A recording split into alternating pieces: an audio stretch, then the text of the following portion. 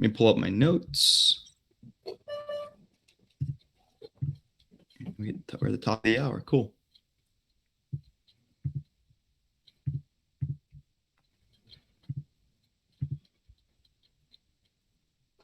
Good afternoon, Whale Coin Talk community. This is the second AMA of today. My name is Noah. I'm joined here by Pat from Apollo Ventures. And Pat, we're really happy to have you today.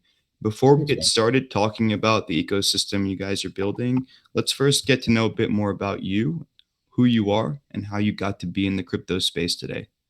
Yeah, for sure. So my name is Pat Riley. I'm from Ontario, Canada. Born and raised in Canada, East Coast. Moved to Ontario right before COVID hit. Obviously, I'm fully doxxed. Oops. No. We lost Pat. Pat, can you raise your hand? There we go.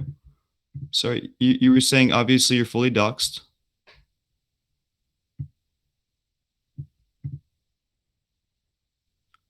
Pat, you there? You need to unmute your mic, Pat, and then we can resume.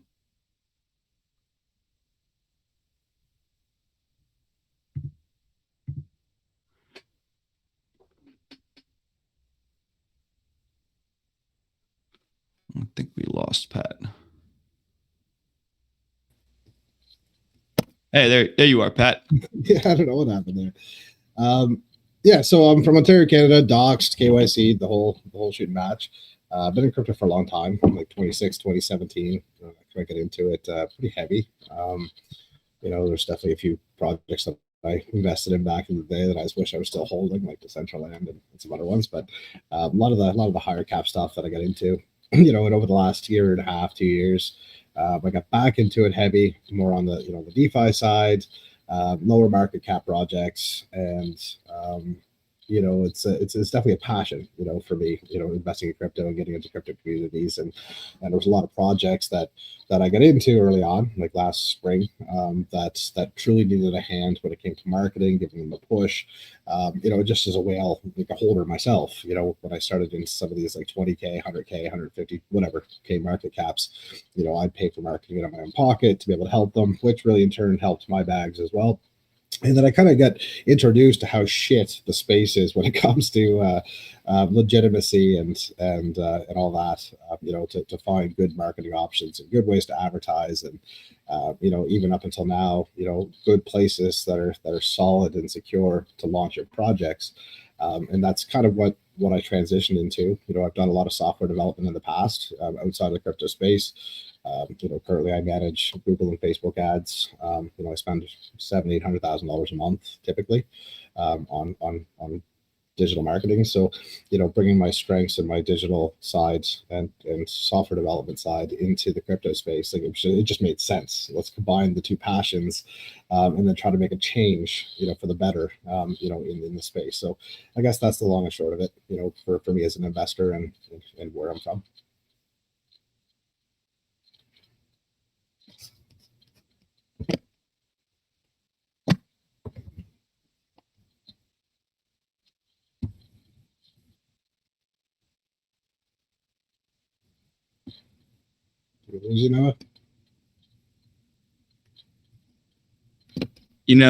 I really hope Telegram fixes this bug one day, because it is infuriating to ask my question and then not hear anything back from you, and notice that my mic button's green, but for whatever reason the sound isn't coming through. You have to like click it and click it again. But tell us a bit about the Apollo Ventures origins, how that idea gets started. Give us a high level overview of what the ecosystem is going to offer, and then we can individually jump into the nuts and bolts of things. Yeah, sweet. So, as I said, like when I started getting into projects and seeing issues, when it came to something as simple as buying stickers or trying to get stickers made, or any aspect of types of help when it came to hiring mods, like even mods. I had a mod at one point that literally tried to use their own wallet address for a private sale. Didn't last very long, I can promise, but to find legit people to work for projects, and the advertising side, when you look at Telegram, for example, There's lots of groups. Obviously Whalecoin talks an amazing community. Definitely everybody's active as hell in here, and everything's legit. But there's lots of Telegram communities that have 100, 200, 300,000 people that are all bots, and they're charging and having a lag, to be able to do a post. And I've been there, I've, as a new person into the DeFi space, to try to find a good place to market some of the projects that I was in as an investor. You think to yourself, you're going to spend 3 BNB, and you see 100,000 people that you think that project's going to get investors at that point. And what all you really end up getting is marketing proposals and maybe a small buy. But, that's kind of what Apollo Ventures is all about. So we've created an ecosystem of platforms that help, projects for one. It's more project centric, that projects can hire people, to help out with their project in every aspect, get some good advertising for their project, and then launch the projects. So our ecosystem right now consists of three platforms that are currently live. We did put a halt on, just the acceptance of new people on our ads platform and our marketplace, but over the next week, 10 days, we'll be rocking that out. So I guess even to go back a little bit further on the pre-sale platform side, there's lots of accusations out there, when it comes to, pre-sale platforms dumping tokens and liquidity locking issues and exploits. And it's just all garbage, like all the way through, like start to finish, like finding somebody to hire to the marketing aspect all the way through. So, our first platform that we developed was literally a pay-per-click ads platform for Telegram, so people could run legit pay-per-click model in ads within a crypto Telegram group or influencer group. So that's amazing. We've already done all the testing. We've got 20 some influencers already signed up on it. We're ready to pull the trigger to get that launched. We've got some more staff coming on board this week to be able to help onboard people and get that all set up. The second platform that we built was a crypto marketplace, a crypto service marketplace like Fiverr.com. And to be honest, that was kind of the whim that was never in the roadmap in the very beginning. And I kind of felt bad because, one of our advisors, our team over at Monsters Playground, like they had kind of mentioned and showed me a project that was ready to launch that was a crypto service marketplace. And they had done a private sale. They had shown the screenshots of the platform, and then they rugged it. So I'm like, this is ridiculous. They have a genius idea, and they just threw it down the shitter, without actually going through with it. So literally the minute I saw that, our dev team, literally started on a marketplace, which is now currently up. So if you go to 11 Ventures, you can actually go and click through to all of our platforms. And the big beast of the beasts is our pre-sale platform, which we did our pre-sale on it. We did Skybridge's pre-sale on it this week, 500 BNB hard cap, and crushed it. We've got a shit ton of projects that are going to be launching on it over the next couple of weeks. And, some pretty cool features, and we'll definitely go in depth more on the pre-sale platform than the other two platforms because there's so much to it, when it comes to the whole ecosystem. And the cool thing coming from our token holders, Apollo holders, we share a profit. 4% of the profit goes back to our holders. We share, 2% of the reflections go back.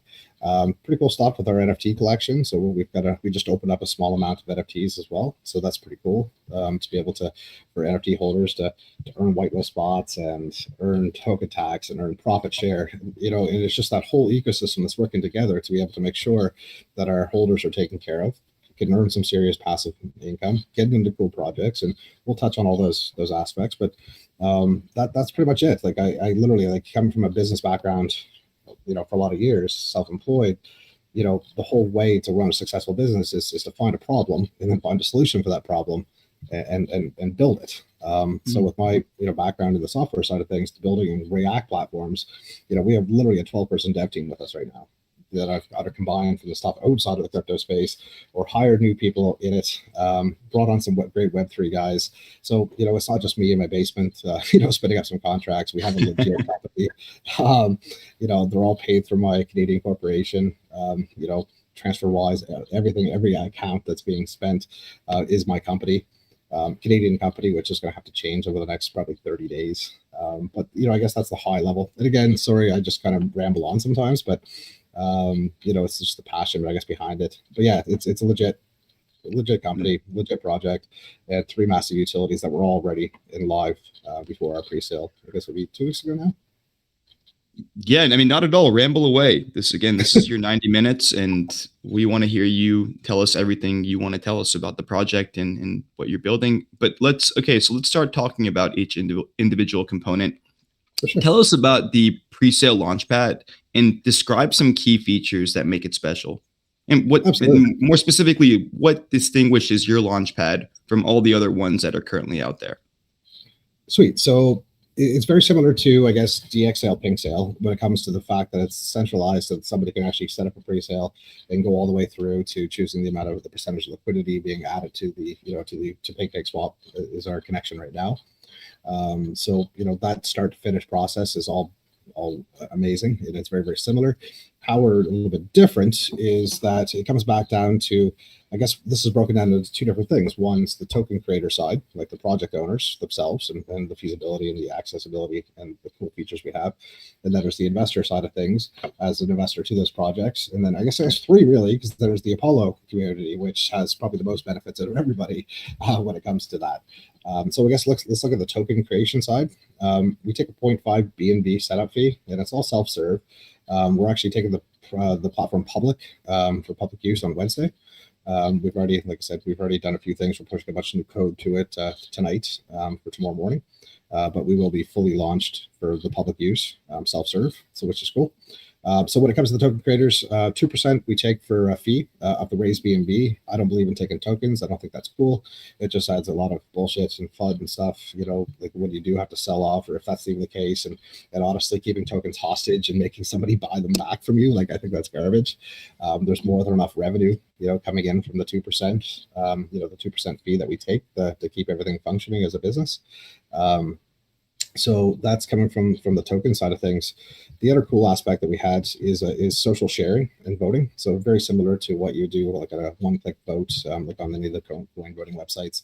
To get yourself trending on our website, you have the option of clicking once to get a vote for that project, which or 3 votes if you do a social share. So as soon as you click the 3 votes, you have to be connected to the wallet. I know that somebody will figure out how to bot that shit later on. Right now, you have to be connected to your wallet to be able to vote, and it pops up a social share template that has all the information about the pre-sale listing, and all the hashtags. So literally somebody can click and share and vote for the project, which then again gets trending on the homepage of our platform. So that's pretty cool. The biggest thing coming from the token creator side is the ability to pre-purchase marketing options directly from the checkout process. So, coming from my background in digital marketing and e-commerce, as you're going through any checkout process, like, it's easier to upsell and give people, options at that point. So 2 things that are available. One is so you can actually upgrade to a feature banner spot, or a feature banner spot, or a featured slider spot right on the homepage. And there's some of the other internal pages of the platform that show those things as well. And we didn't do it on a per day basis. We're literally charging 0.5 BNB for the length of the time of the pre-sale. So if you came today, your pre-sale's in 2 weeks, 0.5 BNB each, and you're up until your pre-sale's done. If your pre-sale ends in 30 seconds, well, your ads are up for 30 seconds. So it's all self-serve. Literally, as you're going through setting your pre-sale, you can check off and upload your banner and check off your pre-sale. Those funds are taken ahead of time, on the finalization. Those are upfront fees. But the cool thing we've done is we partnered with some amazing groups. Whale Coin Talk is one. But we've partnered with some amazing groups that as you're checking out through the very last step, you could actually select to purchase pre-vetted marketing options. And again, coming from a token owner myself, it sucks trying to find solid groups to be able to market and get into AMAs or mods or shill teams or whatever you might want. So it gives the ability for the token owners to literally checkbox which AMAs they want to pre-purchase, which does a couple things. One, it gives them options literally to get into cool, AMAs and get some good marketing that we've already gone through and we personally use or we personally know we can vouch for. And 2, all of those selected options show on the front end of the listing. So the community of those projects can also tell that, holy shit, like, these guys actually have their shit together, and they got some cool marketing booked. because obviously that's like literally the first question. Like there's literally two questions when anybody ever comes in, once you launch. It's like, when's Lambo, when's marketing? Those are literally the two questions that get asked. And this can kind of curb that a bit. We do have some limitations, and we don't want somebody to fluff it and say, oh, we're going to do all of this. So in the new redesign that's coming out in the next couple of weeks, like there's different categories and all kinds of cool stuff that we can be able to do. Choose between shills and posts and AMAs and all that kind of categories, right? But we allow 50% of the token creators portion of the soft cap, just in case they just hit soft cap. We don't want to overextend somebody. We want to make sure they've got money in their wallet, for whatever else comes up. So we've literally limited it. So obviously we don't want to take advantage, and screw somebody up on their launch. And we want to make sure that they hit those numbers, obviously. So 50% of soft cap of the token portion. So, if they had 100 BNB soft cap and they had 70% liquidity, that would give them 30 BNB to use. But then we're going to half that again. So they're going to have 15 BNB that they can spend on any of the marketing options. And then we actually take that money into escrow. We deal with, all the influencers to be able to get them paid, let them know. And of course, it's still up to the influencers themselves, to be able to make those choices. If that project is good or, they should do that AMA, which, we've got Caesars and Venom both on the platform as well. And some other great groups like Ninjas Lounge and Futures and a few other ones. So that's some pretty cool stuff. The flip side, so keep going, coming from the token side. So, it sucks that when a project, when a project's done on a pre-sale platform, typically they're done, like they're dead to that platform. There's no help, there's no nothing, there's, whatever. So for us, we actually have a launch status. So as soon as that successfully launches, two things happen. One, which isn't quite ready yet, is a whole launch section that looks very, very similar to some of the coin voting websites that have all the information like market cap, percentage change of price, percentage change of market cap, and all the stats and the socials and still the voting aspect. So that's coming live. That as soon as that project launches, that you're going to be able to go in and keep voting for that platform to keep it trending on the launch section. They have the ability at that point to be able to upgrade to like promoted spots and banner spots on that side of the platform. But the coolest thing, coming from the token side or the investor side is that, if you guys are like me, I literally have KuCoin charts open and I have Pig Sale or DXL or whatever sale open to be able to claim my tokens. And, there's no bigger rush on a planet to see buy pressure at launch. And I literally will have the contract address in one screen and I'm watching, I'm claiming my tokens. And, if I'm going to take some profits on the way up or however, that depending on what the project is, we've actually integrated that completely in our platform. So the minute that a successful launch happens, you're able to see a new tab will actually show up right on the profile, which literally has your charts, your swap features. We've actually integrated with Pancake Swap, so you don't even have to leave the platform. You can literally claim your tokens, buy more tokens, or sell your tokens directly from the pre-sale listing. You don't have to go anywhere. All the, like I said, all the charts, buy, sell history, liquidity, market cap, price, all of that stuff's dynamic through APIs, and it's built. And that's going to be the next phase that's being launched. It's done right now. It's going to be pushed live tonight, tomorrow. So that's kind of cool stuff. What else? We also get a lot more information. Like I think a lot of people, especially projects like myself, like I like to have my face on stuff. So to be able to show my face off or have a YouTube video about my project. So we've got a lot more content sections than the typical pre-sale platform in different tabs. So we've got a full tab for tokenomics, a full tab for other information, and a full tab for a video. So you can literally upload or add your YouTube link and it will show it on the pre-sale, right on the pre-sale page. So, I kind of wanted to combine it to be like I guess more of a Launchpad with a lot more information. So investors can make that sensible decision if they're going to, invest in that pre-sale or not, whether they're having to chase a bunch of stuff. So that's looking at the investor side of things, that it's so simple to use and it's straightforward. It has all the information in one spot, and to be able to trade and do all that stuff directly at launch without ever having to leave the platform.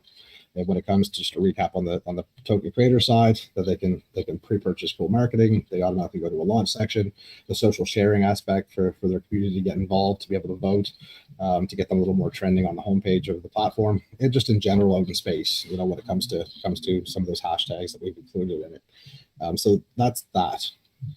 We'll roll back to the Apollo, the Apollo investors. The coolest feature, and for me, as an investor myself, I love to get into pre-sales. For sure. That's probably the best time. Private sales number one, pre-sales number two. Maybe not some of the projects lately, but I hate sweep widgets, and I hate jumping through hoops and begging people to get into a whitelist, or pulling in a favor with some of the connections that I've got to be able to, to get a whitelist spot. So a lot of the bigger launch pads have a tiering system. So if you have, a bunch of your tokens or a bunch of their tokens, you can invest X amount of dollars into projects. But that takes away from the normal community that these projects are in front of, that don't necessarily have the tokens, of the Launchpad. So we've combined both types of platforms into one with a pretty cool staking platform. So on the token creator side, they can definitely go through, they can get their whitelist, they can add them dynamically, at any point in time up until the time of pre-sale. They can add whitelist spots, remove whitelist spots, no different than a self-serve platform does. But based on the hard cap of that project, we actually take a certain amount of whitelist spots for us, which right now, depending on the amount of volume, like there's a few things that we have to look at it, to make it fair for one, the community, and two, the projects. But between 15 to 30% of that hard cap is going to be taken in whitelist spots. So for example, if the hard cap's 200, we're going to take between 30 and 60 whitelist spots for us, which aren't special whitelist spots. Our community doesn't get to buy in ahead of anybody else. They all just get merged and mixed into one massive whitelist. So how that works, if somebody stakes the Apollo token, there's tiers of our own, which right now it's set at 30,000 Apollo tokens, and one of our NFTs. There are higher tiers with higher tokens and higher NFTs, and just tokens as well, which right now is set at 180,000 tokens. You actually earn whitelist spots. So as I kind of mentioned, I guess we're sharing profit share, and that's basically through our staking platform. So we share 4% with our community that have staked for the previous 7 days. So when that distribution contract fills up, to whatever level we're going to set that at, whether it's $10,000, 10, whatever, based on the amount of volume, we obviously want people to get profits on a regular basis. So we'll set that number up, and once that bucket gets full, it automatically will check to see if if you've been staking tokens and NFTs both, and if you've been staking for the previous 7 days. And if so, then you qualify for a few different things. One is the profit share. Two, because I didn't want to take away the reflections aspect that normally goes away when it comes to staking. We've kind of integrated that with the staking too. So stakers can get their reflections, they can get their profit share, and at the same time, it figures out how many NFTs they had staked, how many tokens they had staked, and then award these whitelist spots. These whitelist spots are good for 30 days. And based on the tier, you might have one whitelist spot, might have 5, 10, whatever that number is.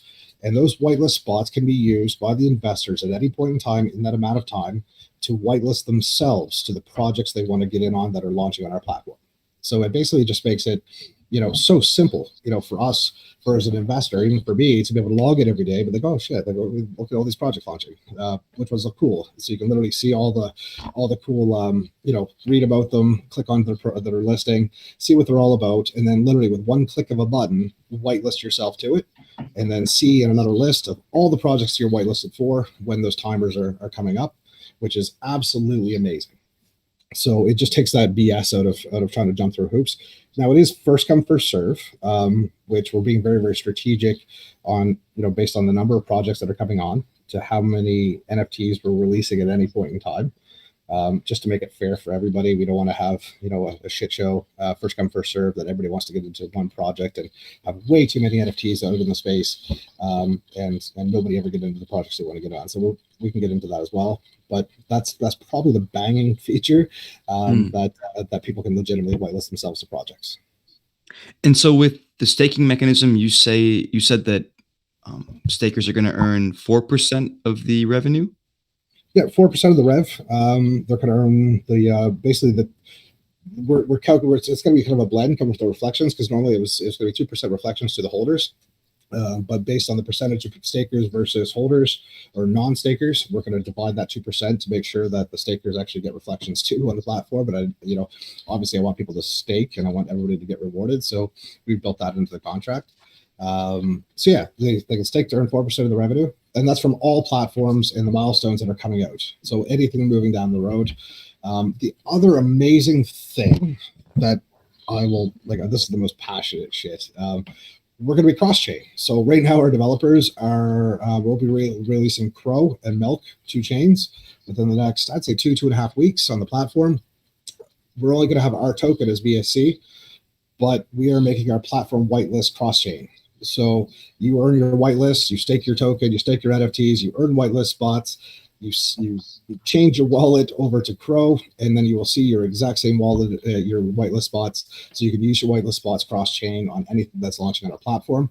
The profit share aspect, the fees will be converted into BUSD and then paid out no different. So on any of the moving forward, attributes and chains that we add to the platform, that you're going to be able to use our stuff to whitelist into every chain that's on our platform, which is amazing. I think that's really cool stuff. That's really awesome. And before we move on from staking, just Sure. a couple things. How are stakers being paid out? What asset are they being given? For sure. So profit shares in BUSD, and how that works. Obviously, our platform brings in whatever the native or whatever the base token is on, so BNB or Crow or whatever that base is for the chains. We're going to auto convert that to BUSD.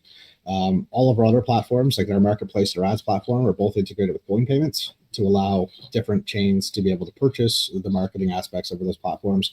But we auto convert that in coin payments to BUSD as well. So we do pay out in BUSD for all the profit stuff. The reflections are paid out in A11. In what? In Sorry, Apollo. In Apollo. in Apollo. Got it.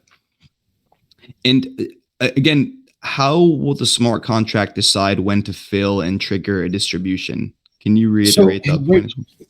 So right now it's for the first, I'd say first week, it's going to be more on the manual side, that we're going to be able to take all that money and throw it in, just so we can make sure that everybody's getting filled. But we can set that in the smart contract to fire once it's hit a certain dollar figure level, which we can change at any point in time. We could say it's 2,000, 3,000, 10,000, 20,000 based on the amount of volume we're coming in. The whole goal is to be able to moderate that to 1, 2, 3 different fires a month. Like, we want to make sure that everybody's getting their profit share, that everybody's earning enough whitelist spots.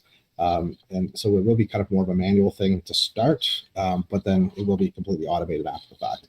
We just have to figure out how we can get the coin payments to go to there directly, versus that manual, withdrawing from the coin payments accounts to auto convert. We could definitely do it automatically from our pre-sale platform for sure. We're just going to figure out the other two first. Understood. And moving on to your NFT staking and 5,000 collection, tell us a bit more about that. How much, what percentage of the token tax and revenue will stakers be earning? And what is the minting cost of these NFTs at Genesis?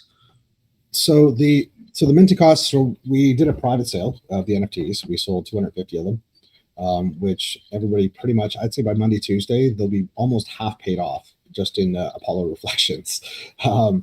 I think the first batch, I literally at this point, the staking platform is not live, but we did a private sale. And to be honest, right now we're actually running another the public sale, public bids, which I released another 250. So we're being very strategic, and I'll talk about that for a minute. We have 5,000 NFTs total, and we're literally going to be strategic when we release them, because we wanted to make sure that everybody involved was going to be able to get enough profit share, get enough reflections to make it worth their while to have them, fairly paid off before the next releases.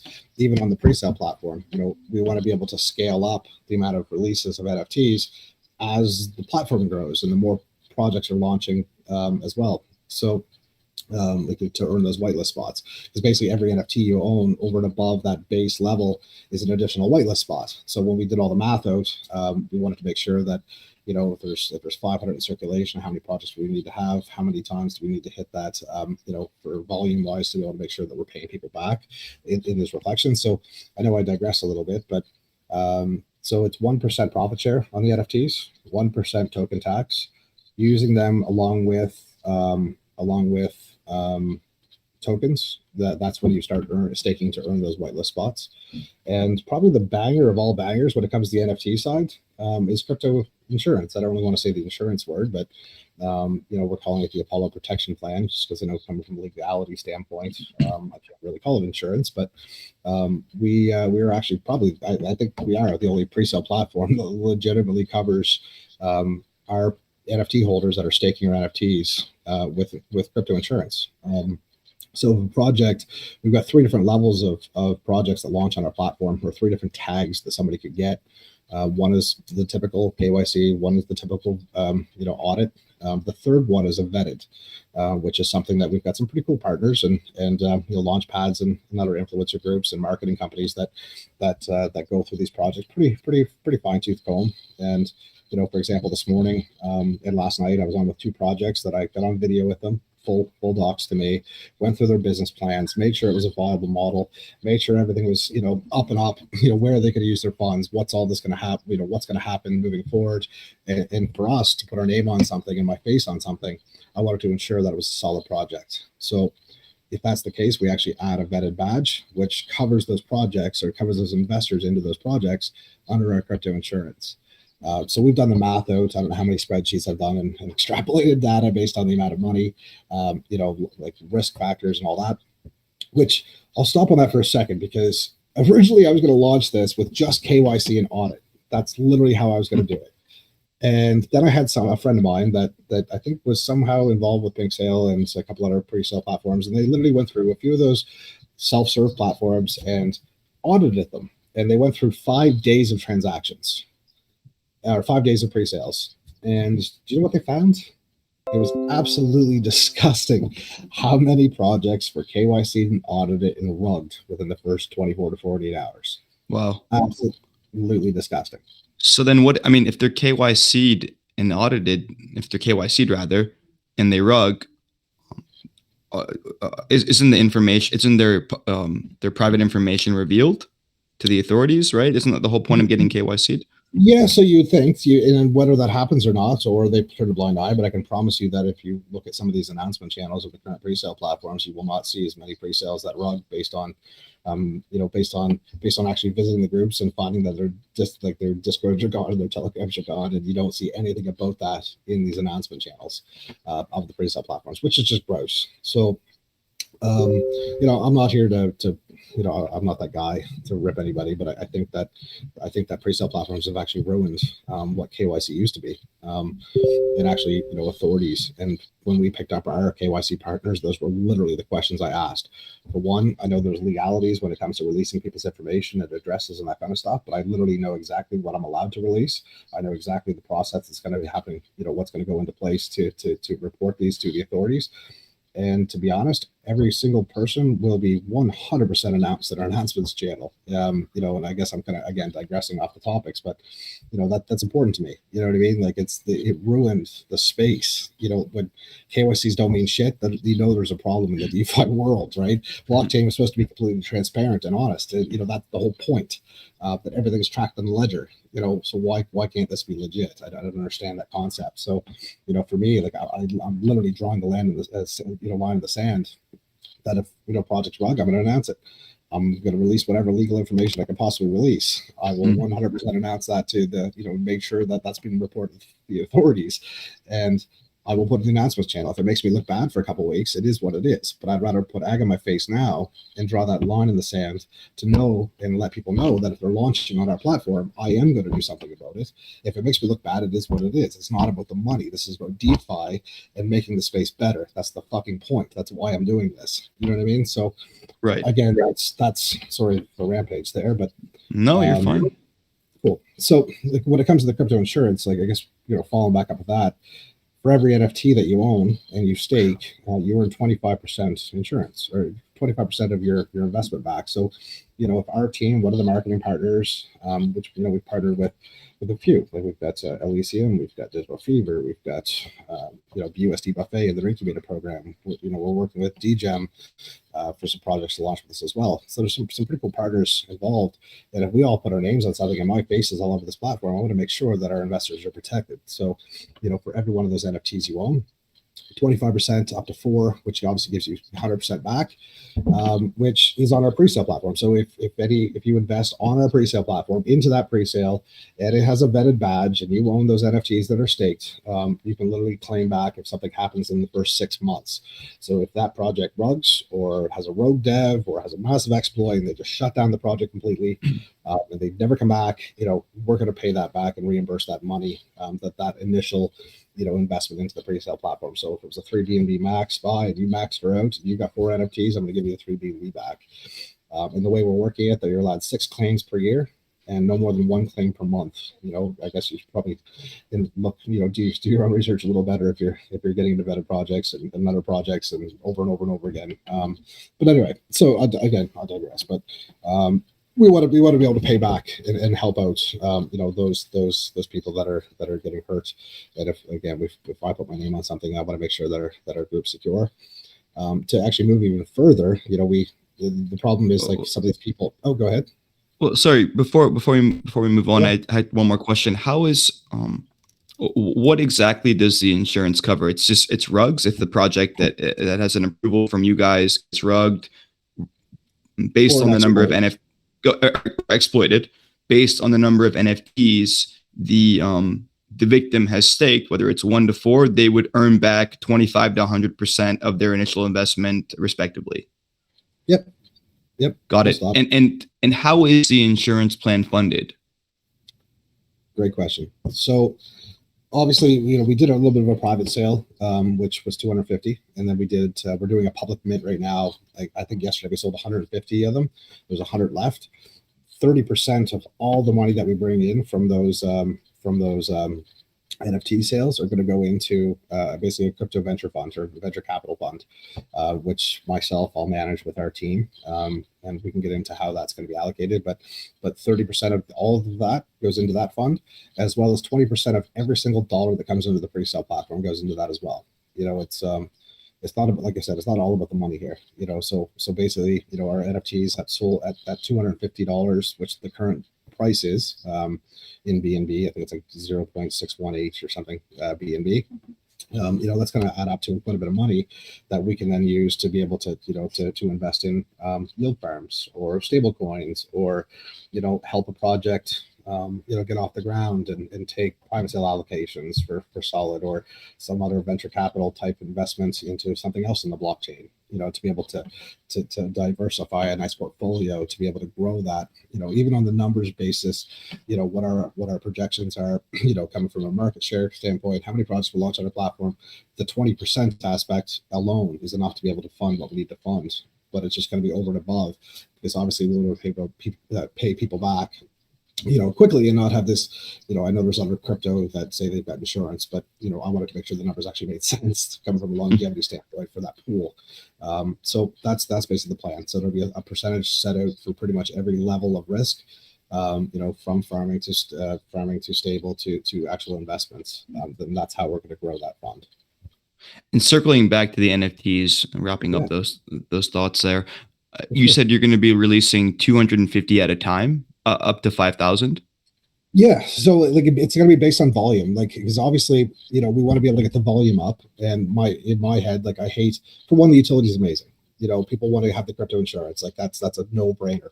So basically for $1,000, because right now it's $250 a piece. For $1,000, you can legitimately use our platform to get into vetted projects that are launching on our platform, fully covered in risk, when it comes to the run factor. It's a no-brainer. If you're an avid investor and you're always getting into projects, then that's a no-brainer. But there's also the side of cover for the profit level, profit share, and the amount of reflections. And I want to make sure that people are getting some of their money back in a quicker portion, quicker way, to be able to pay off those NFTs. Like I said, I'm literally going to be doing another distribution manually in a few days, that the people that are in the private sale, based on our market cap, they'll probably be 50% paid off in the first 2 weeks of them owning those private sale NFTs. So I want to we're strategic to make sure that people are going to get reimbursed quickly for their NFTs. They have the full utility and have the insurance. And honestly, the reason why I even opened up the other 250 was there were so many people that with our platform going live this week, that we wanted to be able to offer, the insurance aspect and the whitelist aspect. So that's the only reason why I even did it, to be able to open up another 250. If by chance, we go mainstream, it's going crazy, and we've got a shit ton of projects launching every day, would we look at maybe 500 at a time or 1,000 a month? Then absolutely. But right now we're just going to gradually release them. It's not in a mad panic. We're not pushing the marketing on them, like literally the minting contract. You can literally go to mint.apollopups.com right now and mint. There's 100 left. When those are gone, they're gone. I'll let you guys know when more are able to mint, and that's basically how we're doing it. Even on the whitelist spot, like the whitelist aspect, like until we start getting the volume up and the amount of whitelists available to our community, what's the point of releasing 5,000 NFTs if it's a race to get into the 2 or 3 projects? Like, it just doesn't make sense. So we're just being strategic and fair to the community. It's not about the money. Like, we just want it to be legit and fair for everyone to be able to use the utility and make their money back.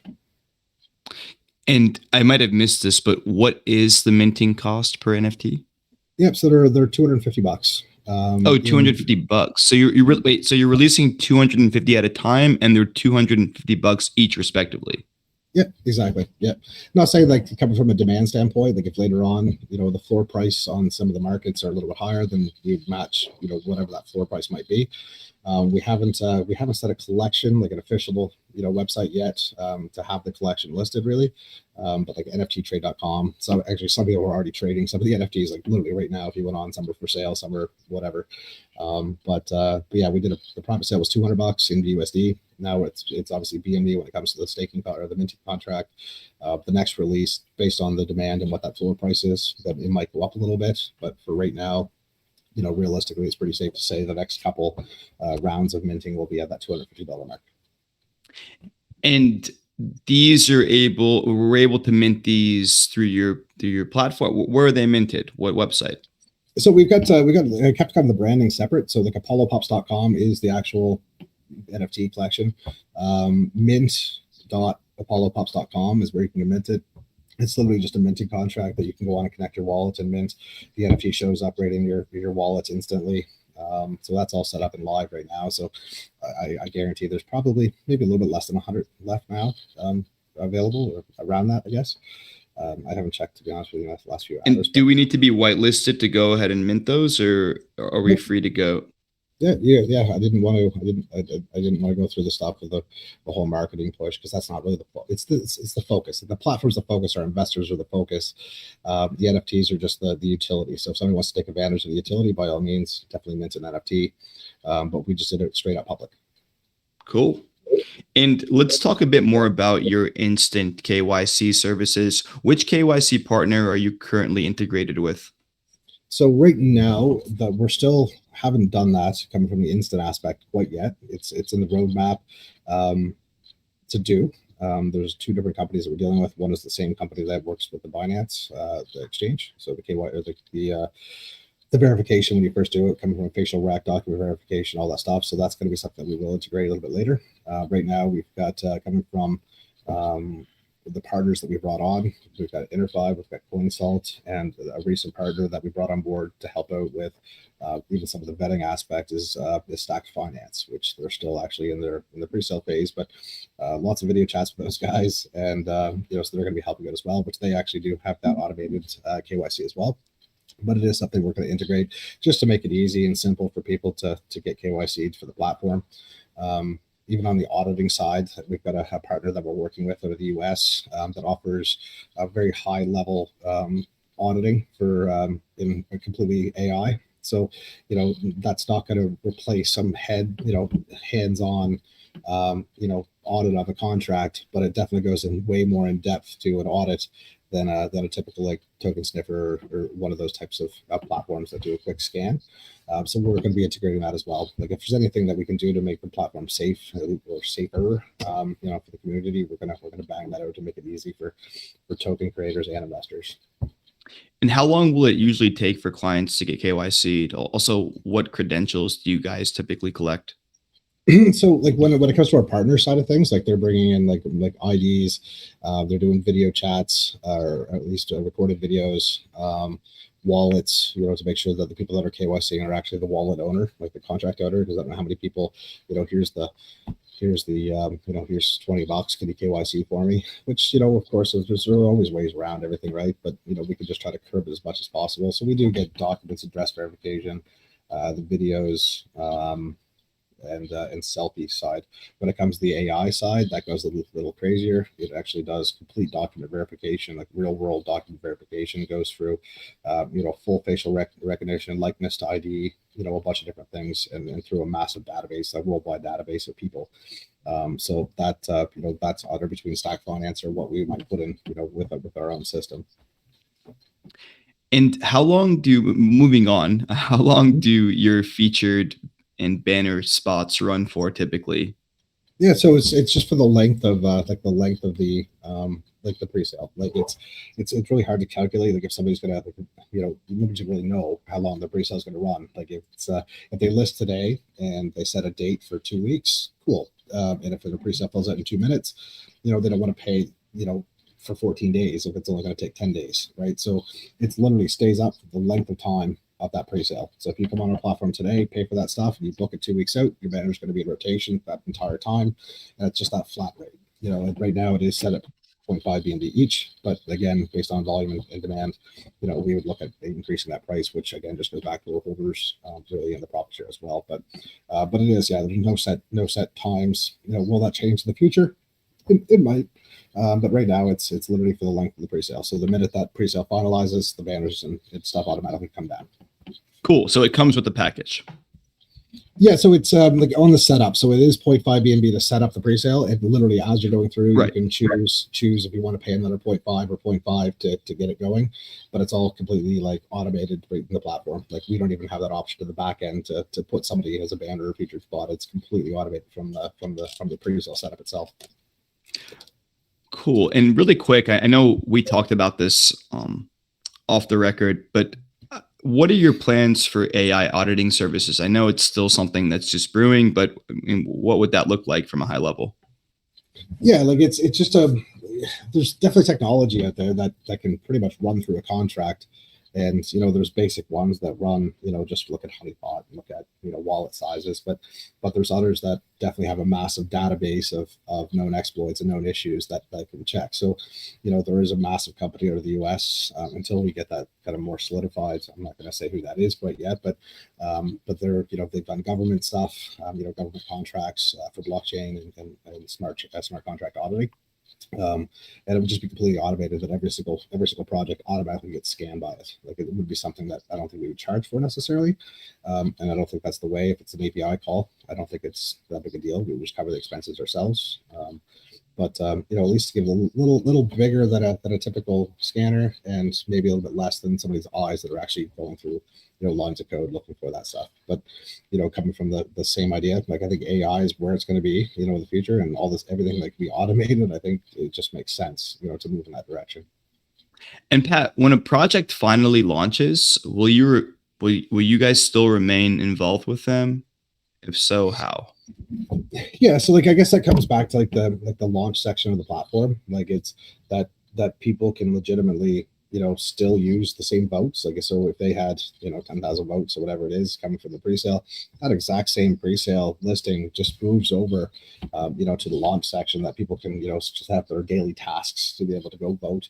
And that platform is not going to be public right away to allow projects that don't launch on Apollo to be on it. So that people can literally go on there, see the charts, see the buy sell, swap everything, see all the stats of percentage change, and we even have, that's another thing too, like we've integrated the APIs in that pre-sale listing to show how many Telegram members they have, how many Twitter followers they have, some of that information as an investor that you want to see before you, for one, invest in a pre-sale, and two, even on a voting website, right, which is basically where this transitions to after the fact.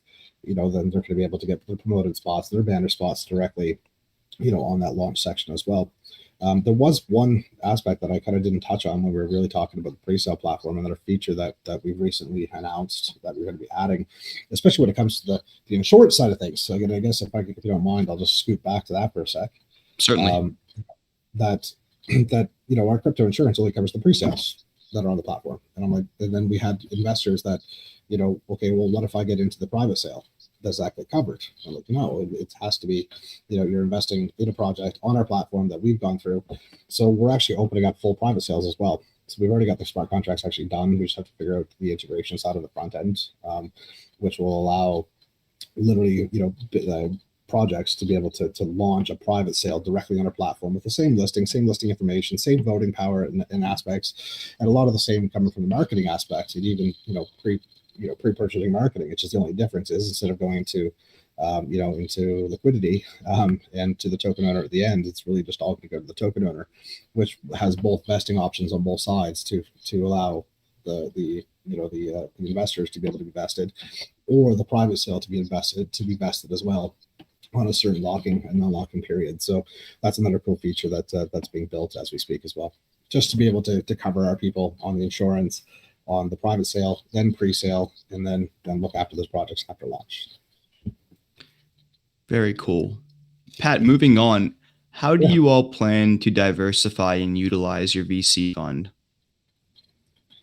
So that's, we're going to, like I said, we're going to invest in, definitely yield farms, like for sure. Like we're not going to do anything crazy risky. Like that's really at the end of the day, that's the company's, the community's money. Ideally, we're going to put some type of voting system as well that our holders are going to be able to, input on some of the projects that we might invest in.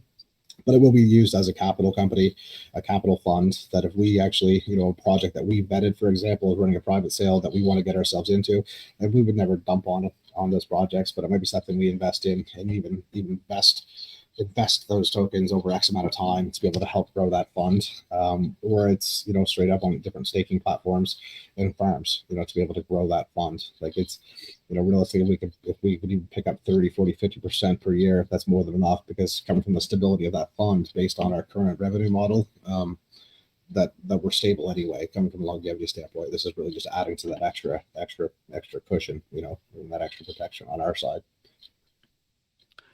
And before, I want to talk about the token here in a moment, but before we move on, is there anything more you want to tell us about your crypto service marketplace?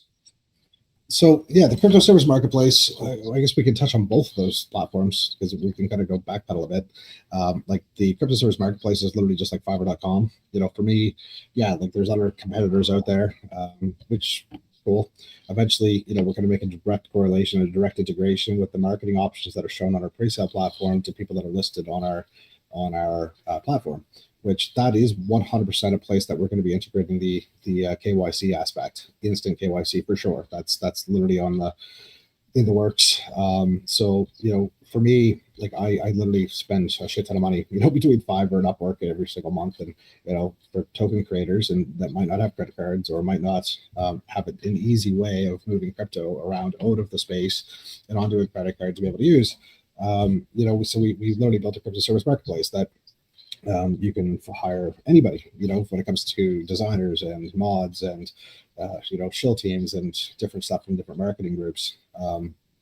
But the cool thing coming from the KYC aspect is it's hard unless you run a company like me and have some connections in the space, when it comes to the developer aspect of things. It's hard to find somebody that's going to spin up a good contract for you that doesn't have some weird Telegram name that's not the real person.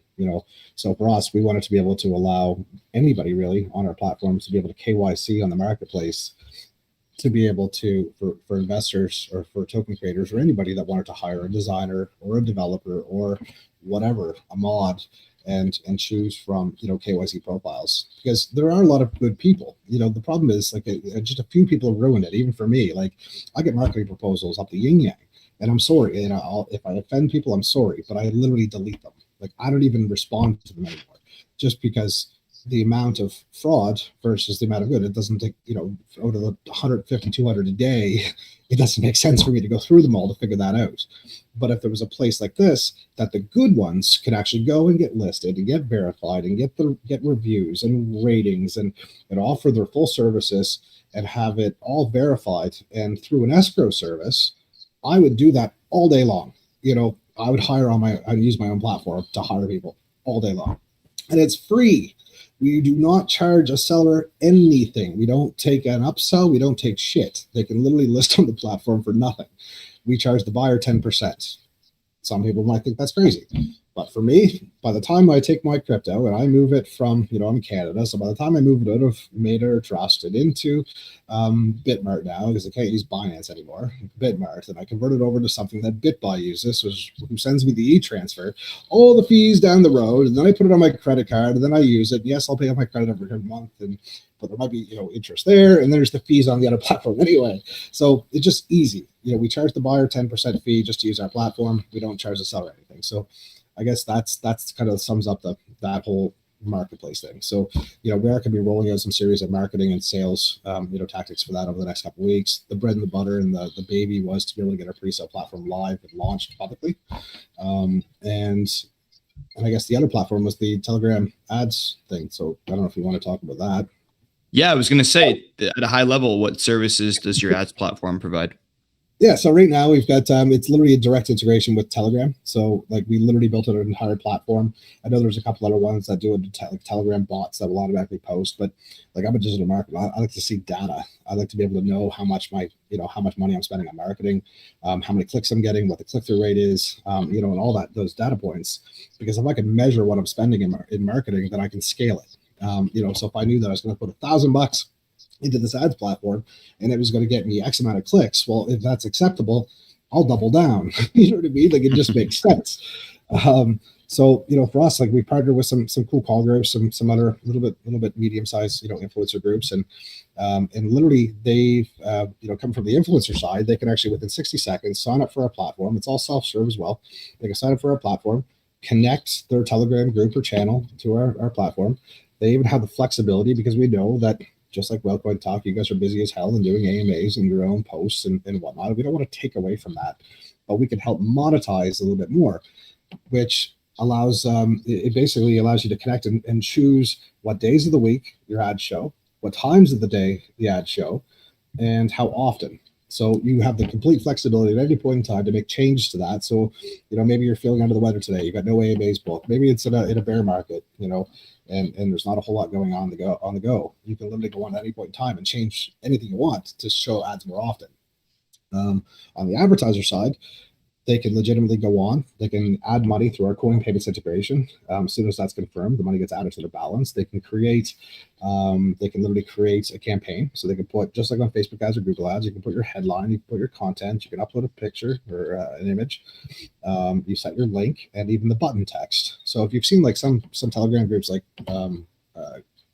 messages at the bottom, like when they enter messages, they have the image at the top, the content, and the button. That's exactly how it looks like on the Telegram side. We even have a cool preview function so the advertisers can actually see exactly on a little picture of a Telegram mobile screen what your message and what your ad's going to look like. And then we built out a pretty cool, like a logarithm coming from an auction bidding status or bidding level system that based on the bids for clicks on the platform, you can set your own cost per click. Obviously, the higher you bid, the more your ads are going to be showing in those influencer groups. If you're under what the platform average is, obviously your ads aren't going to be showing as much, which is the exact same way that Facebook and Google currently run. But it's pretty cool. And we manually review all the ads for BS. Like we don't want to put up any like naked pictures or anything like that, or anything that's untasteful, because obviously those influencer groups, have trusted us that we're providing, a good service and going to be showing good ads. And I guess coming from how it works, we through our network of influencers, we literally, as soon as that campaign goes to us for approval, we approve it. The advertiser is able to set their campaign budget, daily budget, cost per click. And once it goes approved, we automatically show that ad in 5 different Telegram groups at once. And then basically based on the amount of clicks that come through, we for one, we credit 75% or 70%, depending on what level, what tier, of that revenue back to the influencer themselves in their account. That automatically gets paid out to those influencers on Saturdays in BSC, which is cool. So it's all showing there automatically. And then it automatically removes that money from the balance of the advertiser. So we show it in 5 groups at once. And because, nobody likes to have a bundled up group that with a shit ton of posts that don't mean shit, we automatically remove and delete those posts after 20 minutes. So we all know that as soon as you make that first initial post, that's when you're going to get the momentum of clicks. And we track all those clicks using a tracking URL, which is kind of cool stuff that we want to make sure that, with bot protection, IP protection, and we still manually review before payouts, just to make sure that nobody tried to pull a fast one and click a bunch of times, that we want to make sure that everybody's, that it's safe and everybody's being charged accordingly. So all that crazy stuff in protection, and then so once we remove that from the first 5 groups, we actually, if there's still budget left, we posted an additional 5. We keep that rotation going throughout the day until people's campaign budgets are gone. So that is kind of the higher level, maybe a little bit too in depth, I guess, but those are basically the 2 other platforms that we have. We're going to be launching our NFT Launchpad soon. We're going to be launching an NFT marketplace soon. And obviously coming from the cross-chain abilities, on the platform. Like there's a cool phone app. So if somebody actually goes on our BSC scan, you'll actually see in the right contract that we have an NFT / phone app or lock screen app or something. Right, it's literally written in our contract. So we've developed an app so advertisers can go on, instead of choosing like Telegram ads, they can choose lock screen ads. So, I know my phone, literally, I think over the last, like my average phone time on my iPhone that says it's like 8 hours a day, which is disgusting. But I unlock my phone like 40, 50 times a day. So we are going to literally pay 1% of our token tax to people that have that lock screen ads app installed on their phone. So every time on it's Android only for now, but as soon as you unlock your phone, you'll see an ad, which is going to be a crypto ad. So this is basically just an ad type. And then how that also works is that it pools that money. So that 75% that we'd normally be paying to an influencer, we actually pool that money as that ad type, and we distribute that money directly to the people that have that app screen, lock screen ads app on their phone. So people for just looking at ads all day are going to get paid BUSD in that profit share of that campaign type, as well as token tax, which is another cool way. Yeah. Yep. That's so cool. That's pretty no. Yeah, and audience members, by the way, I see that you all had hands up and you put them down. This is a 90-minute AMA, so we're not done here. Just FYI. Pat, I want to move on to the token. I want to talk about this, what sort of utility it provides with respect to your overall ecosystem, go into tokenomics, and all that good stuff. Absolutely. So the token, we have 115 million tokens in supply, coming from the Tokenomics. Right now, today until midnight, we actually have a 0 buy tax. So we've actually altered and put the buy tax down. I did not raise the sell tax. Like I didn't do that double up your sell tax and 0 buy tax. I left the sell tax exactly where it was at 13%. And I just took the buy tax to 0. Typically we run 3% liquidity, 4% marketing, which auto converts into BUSD. We've got a lottery wallet that auto converts to BNB lottery wallet. So for the BNB side of things, the lottery side, there's something else we're probably going to announce over the next few days that might make it a little bit better for some of the stakers, and so that might make a quick change of how that's going to happen. But we do have liquidity. We do have 2% going to reflections. I'm trying to think what else. 3% reflections, 4% marketing, 2% liquidity, or 2% lottery, 2% reflections. Just give me a second. Just actually pull up the white paper. I apologize, guys. I should know this off by heart after the 32. No worries, man. You've given us a lot of information. I'd say more than 99.9% of the AMAs that we have on here, Pat. So a lot for the audience members to digest while you go and look up that small detail that you can't remember for whatever reason. Probably because you're overloaded with information. It's unbelievable. My head just spun. So 3% liquidity, 4% is marketing, 2% the reflections, 2% lottery, and then the last 2% is 1% to the NFT holders and 1% to the lock screen ads app. So right now we obviously the lock screen ads app, so that's been down to 0. We've increased more on the marketing aspect. Depending on the days, like literally at launch, we actually had marketing money, so I didn't need to do that. So we actually at launch, we increased liquidity to 7%. Just to make sure that we can boost our liquidity. So we do have that flexibility to change those taxes. And it's written hard out of the contract. It can never go a total of 26% on any direction. Like that's like it has to be buy sell has to equal or be less than 26. So, but we do have that flexibility depending on if we want to boost up our liquidity or boost reflections, that we want to do some type of deal on that we can. but we've been pretty damn, transparent and upfront with the community, literally. And I didn't believe in like locking somebody in and charging them 26% on a sell and doubling that up today. That just doesn't make sense. So again, we have marketing money outside of this, the token tax side of things, and I don't need money for development aspects. So, we just have that flexibility. So I guess that's the tokenomics. Like I said, we've got 150 million tokens in supply. Moving, I guess, into the rest of the tokenomics, like for those that don't know who I am and what the history of this is, we actually had a previous token. This is a V2, just being, again, open. We launched in January. We did a private sale back in December, 125 BNB. We did a launch in the worst January I think I've ever seen in the crypto space. Usually it starts bouncing then, but it sure as hell didn't bounce. Like I think BTC, I think it hit like 30 G's or something. It was like January 15th. We threw like $10,000+ into marketing that week of launch, and literally there was not a thing. Like influencers were calling us, like it wasn't good. So we literally just said, look guys, like this is the deal. Like this doesn't make sense to come back right now.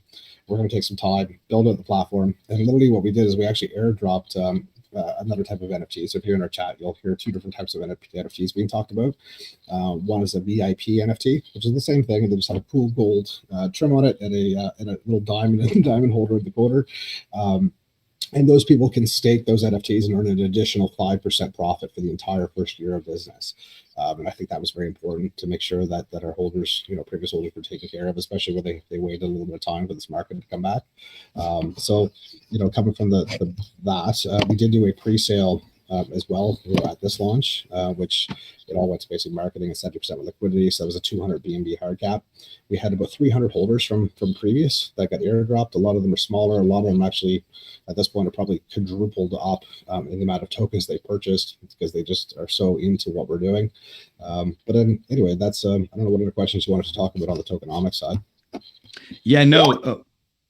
You went into the private and seed round pre-sale, public sale. Yep. What was the maximum contribution per wallet for each of those respectively? I think the private sale was like 5 BNB, I want to say. But it was like heavier people. So even still, like we definitely had some sell off. Obviously, when you do any type of V2, there was definitely a little bit of sell off like at launch, but there was only ever a 10% discount all the way through. You know what I mean? Like from launch or from pre-sale, from private sale to pre-sale to the second pre-sale that we just launched, there was only ever 10% discount. So it's not like it was a 3x for somebody or 2x even. Like it was literally 10% each way. So we've been a very, very, very strong community, and I know we've obviously talked a lot outside of this AMA, but we've got a massive project. And again, Mike Base, I'm in chat every day, on video every day. So nobody's dumping at this point. We're all in it for the long haul. And it's a lot of the investors that came in early just believed in the utility. That's the deal. Like this isn't a Shiba, whatever, Shark 2.0 one. Like it's not one of those projects. And a lot of the people that are in here just want to get into the NFTs and get those, earn those whitelist spots that are avid investors. So, when it comes to that, yeah, we've already taken a dip for sure. We rocked it from launch. I think we launched at, I want to say like 700K, right? Yeah. We drove up to 2.2, I want to say. It did drop over the last few days. Obviously, the market was a little bit bearish at the end of last week. Yesterday, we had a few friends of ours that we're partners with in some of the influencer groups. We do have an official partnership as well with Travlad. So he helped us out this morning, did a post, which definitely, we're back up to, I don't have the chart open or else I'd be like watching the buys or watching the chart. I posted the chart in the main chat right now. Did you? I think we're 1.6, 1.7, I'm assuming, in that range. Wait, let me go back and look. Yes. Yep. 1.6. Cool. Yeah. So it's a healthy chart, a healthy project, and for me, like the problem with like a lot of utilities, and what I don't believe in is launching without it, or have a long term, between launch and utility. I understand that sometimes people need the money to help push a utility and to get it finished, but for me, people know that we have utility now. We have a massive Battle of the Bands competition starting on Wednesday to kick off our platform going live. So there's all kinds of hype around that moving forward, and that's going to be absolutely insane how that's going to play out. But a lot of people are here for the long run and know that the utility and literally every announcement that we've come up with have nailed it out of the park, with the stuff that we've got on the go and the partnerships we've made. Because like for me, I'm definitely not a greedy person, and I think the space needs more collaborations, partnerships. Honestly, obviously, Agreed. no that, but BSC has always been like this, like dirty, like, oh, they're my investors. Don't take my investors, but like for me, like Binance scam chain. what's that? I said Binance scam chain. Yeah, yeah. So exactly. So I think like if other projects can come on, which is another cool part of our staking platform. Actually, I didn't even mention that. So we've partnered with Dive Wallet. Like our dev team's actually working with Dive Wallet to create their app. But over and above that, like even BUSD Buffet, like they're doing some of the stuff with us coming from their incubator program and sending us projects. But we've also added in the staking platform partners. So we have tokens are partners with us that if you hold, not stake, but if you hold a certain number of one of our partner tokens, you earn additional whitelist spots too. So I know I forgot to mention that, but it's just a cool way for our community to get involved with some cool projects and then earn whitelist spots, which also help hold the floor of some of our partners as well. Like obviously, we all want to work together. We've got an amazing network of partners that are just kind of trying to push forward in this DeFi shit space. So trying to make it a little bit better. Create an army of projects and communities that are like-minded. That's kind of the goal there. But again, I digress. Sorry. Yeah, no worries, Pat. And I don't think you need to convince anyone here at this point that you guys are the real deal. You're building quite the robust and extensive ecosystem, and you're really certainly. I mean, I talk to a lot of projects, every day, and you guys are the real deal. I mean, you're building bit by bit from the ground up, and you're offering a wide array of services that projects and investors in the space truly need. I mean, I'm not even kidding. Not just saying this.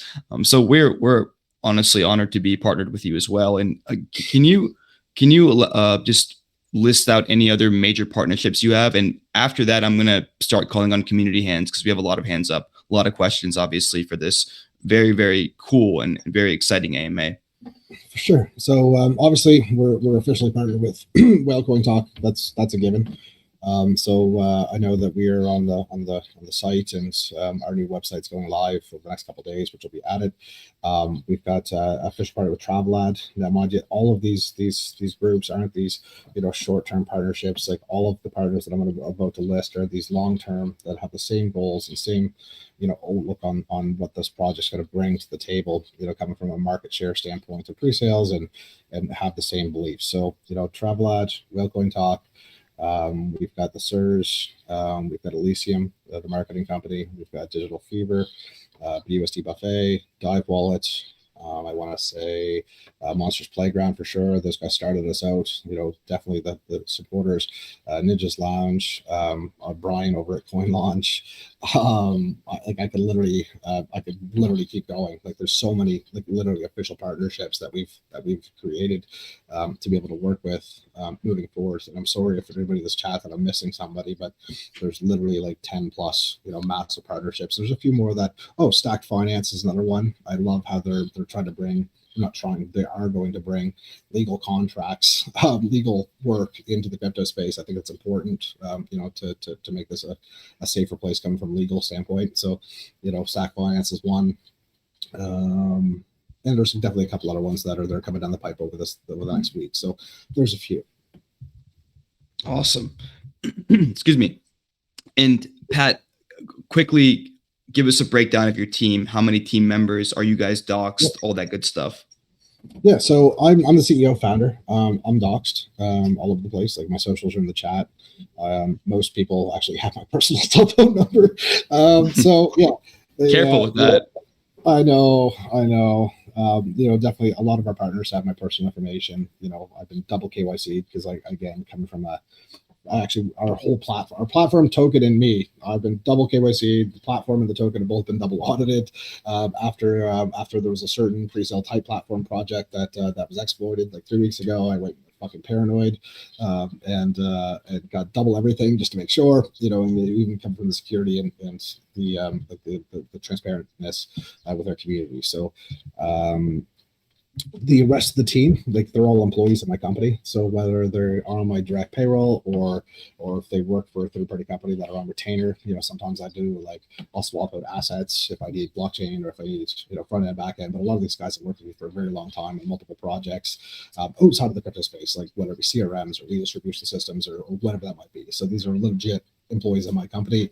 When it comes to the deployments of any contract, because there's been a shit ton of them, become between the minting of the NFTs to the pre-sale platform to all of those, I personally deploy every single one of them. I'm the owner, I'm everything. So, and even before I deployed, they were audited. I know InterFi, fuck, it was like 3 a.m. my time. And, the night before our pre-sale, and, there was one little issue that we needed to correct. It wasn't anything crazy, but we just needed to validate and make sure that the InterFi even got on the chat on Skype with my dev team just to make sure that everything was A1. So, when it comes to the rest of the team, we've got a massive group of advisors, and obviously all of those partners, are definitely, I know, like I've been chatting with Benson all day, with some stuff what we got on the works with the travel guy. So, everybody's hands on, and knows where this is going. So, but coming from a doc standpoint, I'm literally the only one, unless any of the other partners are docs to their communities as well. When it comes to the employees, everybody's docs to me, obviously, because I pay them. Beautiful, Pat. Thank you. Thank you for that breakdown. And we're going to move on here to community questions. First up, we have Aisha. Thank you, Noah. Okay, on your white paper, it's mentioned about social share voting. The more votes a project gets, the higher it will list on platform. You also mentioned about it, and there will be two voting options. Click votes counted for 1 point, and Twitter share function counts 3 points. I want to understand that will only the Apollo community members be able to vote using these two options, or anyone, including the other projects community, can also vote? Yeah, it's community driven. Like on the homepage, I guess a lot of you guys will see it more so on. Actually, I think Noah, you would have seen the new design anyway. But some of the old, some of the people that have seen the old platform, there was only ever one project on it at a time, like ours, and then Skybridge. So there's a whole column for it for trending right on the homepage. So we obviously want the communities to get involved, to be able to trend up. The community, they do it to be connected to the wallet to be able to vote. But yeah, it's open to the community. Okay. And there will be a list of projects trending due to social sharing voting process. I was wondering that will there be any separate ranking list of the projects depending on the technical score? I mean, ranking list depending on use cases of token, audit company, KYC, team experience and reputation, and whether team is publicly doxed or not. So a lot of that where it's a self-serve platform, like it's hard to do. It's not as easy, I guess, as a Launchpad. Coming from our admin side, like our admin panel, like even if somebody went through one of our partners to KYC or audit or us vetted, we have to manually check those off. What those projects put in in their listings, that's completely on them. Where it is self-serve, I can't really necessarily manage that, but I can promise that when it comes to the vetted aspect, that we will make that list available of the stuff that we check off and the stuff that we know. There are people with video docs with us, and that's how this plays out. To be able to get that vetted badge. So there are ways on the platform to be able to sort and filter by the different tags if you want to have somebody that's KYC, audited, and vetted, that just those projects will list. And we'll definitely, work on the homepage. It is right now. It's like most voted, like highest votes, recently added, upcoming, and something else was like most visited. But we will definitely try to find a section just for the vetted projects. But right now we're at self-serve. It's hard to do. But just know that if it's a vetted tag, and we will make that, and like that section of the website, we've already designed it, so you can see exactly what's been covered into that mix. Okay, got it. Okay, last question from my side. On your white paper, I've read that depending on the number of NFTs staked, user can get back 25% to 100% of initial pre-sale investment in any vetted projects that drugs or has an exploit and ends projects. You also discussed about this. I want to understand that what maximum initial pre-sale investment will be covered by the crypto loss protection plan. I mean, will there be any maximum limit on the investment in pre-sale that will be protected, or there is no maximum limit on investment? No, looking at the average, like when we actually dug into the data, the average is literally like between 2 and 3 BNB. Like that's literally the max. I've never seen, I don't think, pre-sales that are like way higher, like extremely high. So when we looked at the numbers, like how many NFTs are in the market, how many NFTs have to be staked to be able to earn those percentages. But yeah, there's zero max on that pre-sale. And I know personally people that have multiple wallets with the minimum amount of tokens and the maximum of NFTs. So for one, they can earn whitelist spots on each one of the wallets and also get their insurance coverage on each one of their wallets too. So, but yeah, there's no limits for that. Okay, got it. Thank you for answering my questions. Yeah, of course. Thank you, Aisha. Next up, we have Boomer.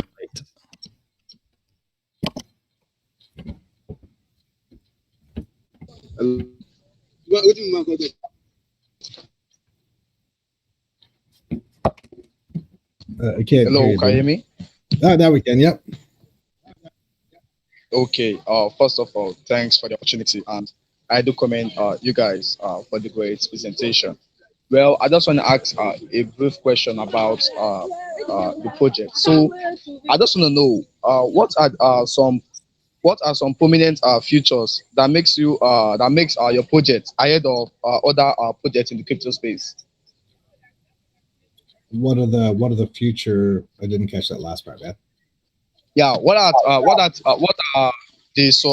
some of the most prominent features that makes your project ahead of other projects in the crypto space? I don't honestly. I don't know if you can word it just a different way. No, did you Get the question? Yeah, sorry, man. We can't really understand I don't really understand the question either. I say, what are some of the prominent features? What are some of the prominent features? Yeah, Prominent some of the features. features that makes your project ahead of other projects in the crypto space? Yeah, what are some of the prominent features that basically distinguishes your project and sets you apart from all the other ones in the space? Number one, transparency. My face. Just I guess all of it really. Like if you look at the utility that's live right now, 2 weeks after launch, that how many other pre-sale platforms for one are trying to launch right now and messing up pretty damn hard. Anyway, I won't get into that shit, but the longevity, guys. Like it's we've got a massive dev team. I'm doxed, KYC'd, I'm open. I'm in my chat every day. Let's talk about, like, I guess that is the company aspect. The roadmap's not even close to being touched. Like we've only scratched the surface. Like these are all like the basic platforms at this point, with every single one of them having roadmaps within them. So I guess, like, if we want to talk about permanent side, is the ability and the funding that we have outside of the crypto space to make sure that we can develop all this stuff and not have to worry about token tax to be able to pay for development. Each one of our platforms is self-sustaining and profit. And the outside of the crypto money to be able to push this forward. So, that's I guess the real selling feature of what we have here. You're not going to be waiting 6 months to get utility, and for me to take tokens that I need to sell on the chart to make something.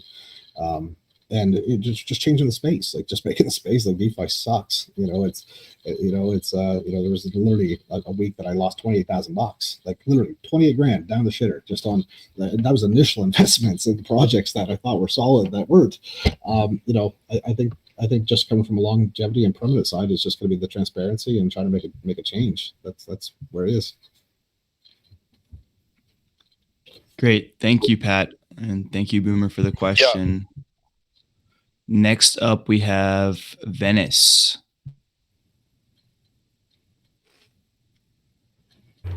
Yeah, thank you so much, Noah. Okay, my question is that will you have any feature like if some project want to target some specific location or demographic, like if they want you to show their ads just to Manhattan city or any other city and to people more than 20 years of age. So will there be any specific plan for these kind of requirements? There's no way of tracking it. Like when our main, there is on the ads when the phone app, for sure. Like when somebody signs up for the phone app, like all those questions are asked for sure. So we can actually target demographics. We can target demographics and locations when it comes to the ads screen app, which we're still, the app's done. It's just we have to do the whole front end side on the platform and that connection. But when it comes to the Telegram side, there's no way of knowing who's in the Telegram group to see those ads. But yeah, it probably wouldn't be the first release, but it's definitely, for me, like even the dashboards we have on both the influencer and the advertiser side, like we're just going to keep building on that to make, fine tuning. Because I agree, like if you can target, men from 25 to 35 or women from 27 to 38 that are from X, town or city, that's important. Maybe not as minute and granular as that, in this space, but definitely by country, definitely by gender, on the lock screen ads app side for sure. Yeah, and I think it can also be done by Instagram ads because Instagram supports this kind of feature right now. Okay, Yeah, that's really good. You have plans to add it in future. thank you. Okay, and I understood from your AMA, and I have went through your white paper and your website. I understood how publishers and advertisers can get incentives from your project.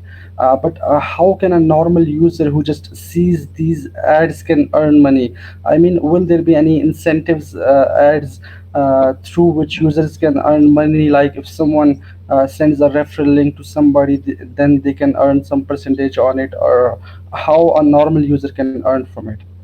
So we do have on the ads platform, like if you actually go to a11.market, we do have a full-blown affiliate program. So people can actually refer people and get paid based on how much that that advertiser spends on both sides. We still have a little bit of fine tuning to do, but it is built. You can really sign up for it. Same with the marketplace, and even our pre-sale platform. Like we're actually paying out 1.15% of the raised BNB just for somebody sending us a project that talks to me and goes through the basis to get launched. So we've got ways for people to earn money on every one of our platforms. We're going to be definitely fine tuning more on the marketplace and the ads platform because we want to be able to get the community involved. And I, personally, the community, ambassadors are worth the weight in gold more than just hiring a full-time employee to take care of it. So we've got a 6-person sales team now, but if you can get an army of people that are for one on commission and two that believe in the project, yeah. So we do have those affiliate programs set up. Whether they're active, I'm not sure. I guess I probably shouldn't have said go sign up for it, but they are built, yes. Okay, that's awesome. And I also read that you have a Travlite official partner. That you are a Yep. Travlite official partner. Yeah. Yep. So will you set up any voting system for your community through which they can vote for their favorite project that uses your Launchpad, and you can give that project a chance for free AMA with Travlite or any other partnered AMA communities? So funny. So right now, like we've got like a shit ton of projects in between like all of our marketing partners and Launchpads and BSC buffet, for incubator stuff. So, we've probably got 15 to 20 or more projects in between stuff that I've personally kind of vetted and gone through, or people that just want to launch with us. So starting on Wednesday, we're literally starting a battle of the bands. So we're going to do five sets of AMAs. 2-3 days apart. First one will be this Wednesday at 8 p.m. UTC. Basically, every AMA will have 5 pre-sales. A poll will go up. People can vote. The communities can vote. Top person moves on to the finale. Every single person that actually comes to be part of this all get something. Digital Fever is offered to do a pin post in every one of their for every project that gets listed. We've got some other partners that we're just finalizing now some of those prizes. But yeah, like literally, if people make it to the finals, top 3, they're going to get some serious marketing for free. For one, that's 20-25 projects that are coming in, communities coming into ours for one, that are going to watch everybody else's AMAs and get public. So everybody has like 10-15 minutes tops to be able to pitch their project. And then the very last finale. So the winners will legitimately get some serious marketing.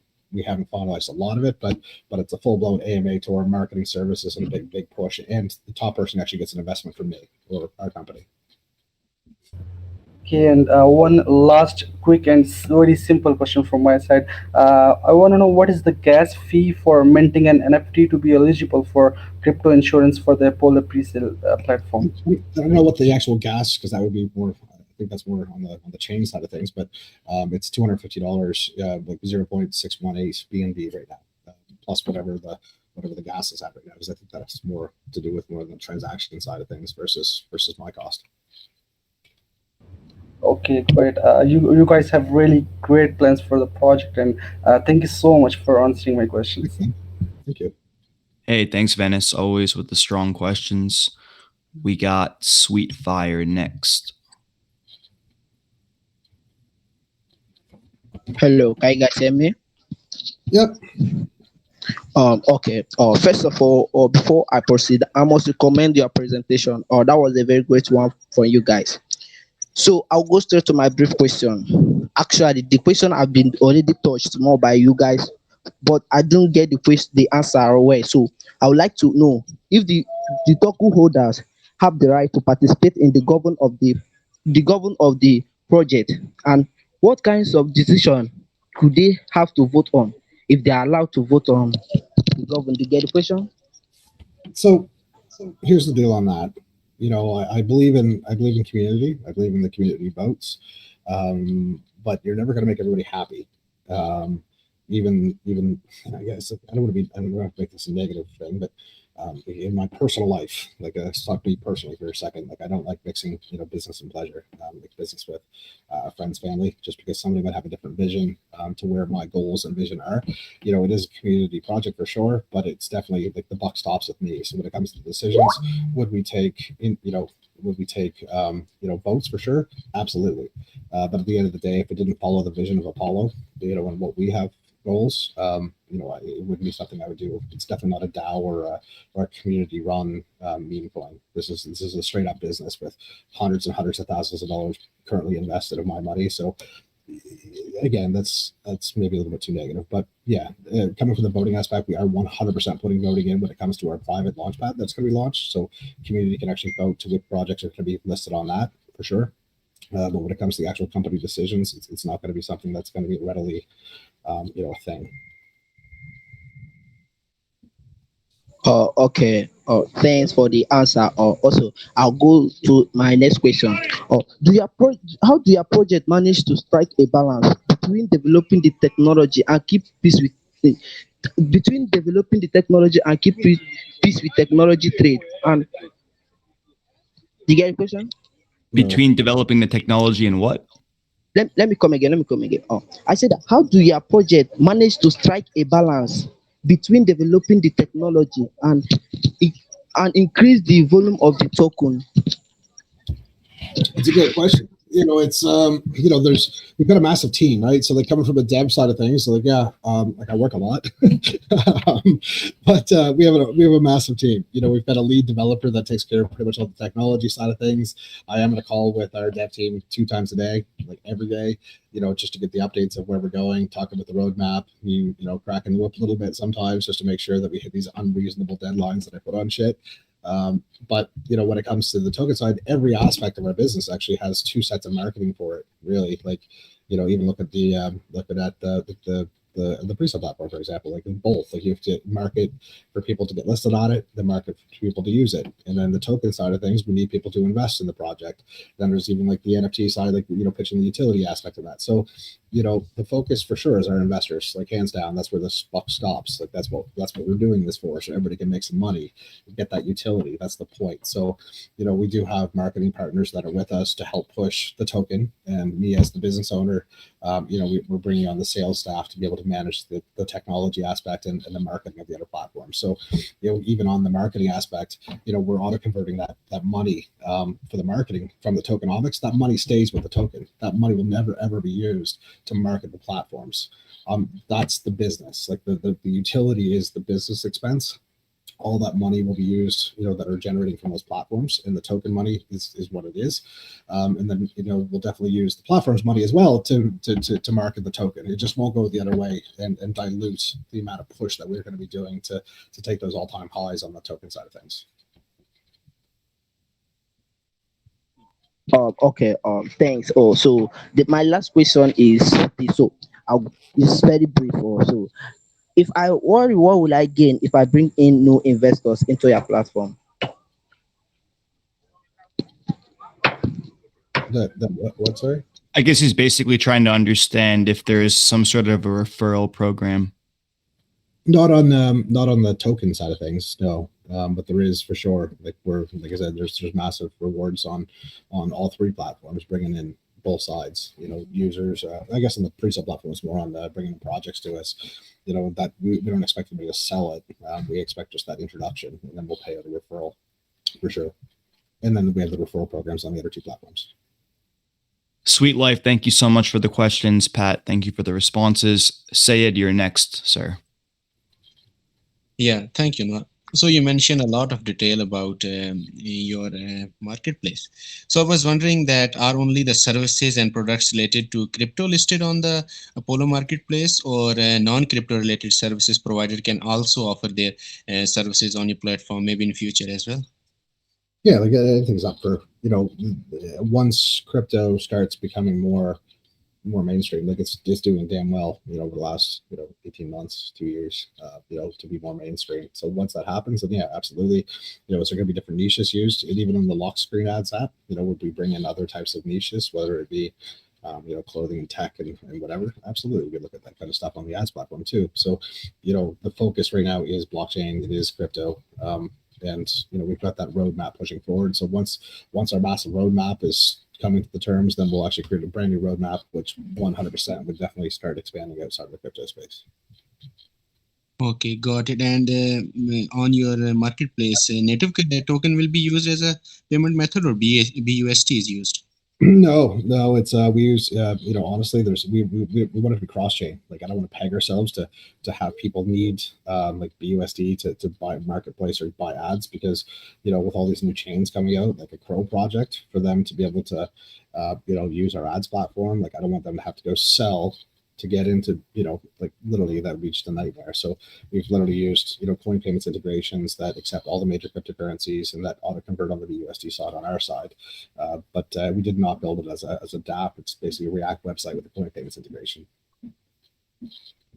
Okay, moving to my final question. So on your white paper, it's mentioned about your lock screen ad app, and this app will be available on Google Play Store, and user can download it and earn crypto by watching the ads on the lock screen. So I was wondering that will this app be only able to run on mobile phone, or it will also run on emulators? It's just going to be just phone app for now. Okay. Yeah. Thank you so much. No problem, man. Great question, Sayed. Thank you. Next up, Grand Detective. Bro, thanks for the opportunity. I appreciate you guys.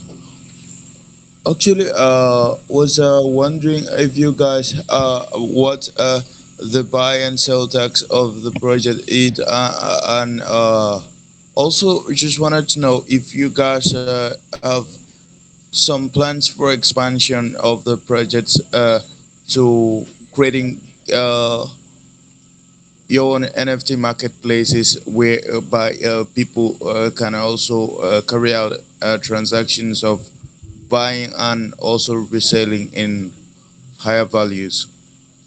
Yeah, Did you so get we that? yeah, that's the marketplace is the roadmap next, along with an NFT launchpad. So both of those things will start getting built out over the next little bit here. Like as soon as I can free up a couple of the front end guys from the pre-sale platform, then they'll be switched over to that over the next couple of weeks to start. We've already kind of mapped it out. The wireframes are done. All that stuff's ready to go.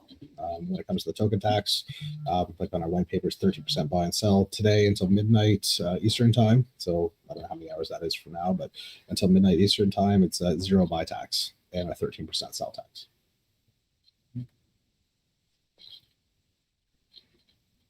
Okay.